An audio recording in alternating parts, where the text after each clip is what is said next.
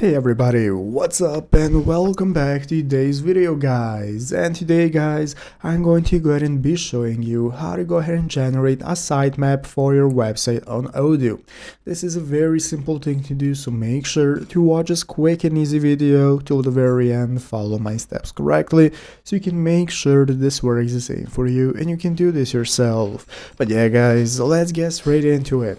So the first thing we want to do is to go ahead and open up the official Odoo website right here at odoo.com if you have not already. So if you do not already have it downloaded, what you want to do is go ahead and go to the official Odoo website, from where you can go and sign up to your account. So if you do not already have an account, just go ahead and create one. So after signing up, this is going to be the main page you're greeted by. You're going to be greeted by your website or store, whatever you're running, and from here at the top of the screen we can go ahead and find the configuration tab, site, and so on. So let's go and take a look at how to find a sitemap. On the official odoo.com forums, we can go and take a look at somebody already asking how to find a sitemap for their website. As you can see, here we have an answer that Odoo generates a sitemap XML file that you can go and see right here in the documentation page. And you can also go and check out this form. So as you can see, it's going to show you how to go and create a sitemap. So what you want to do is go to the official forums of Odoo to go and explore this for yourself in greater detail. And here you have the sitemap section on how to go and generate it for your website.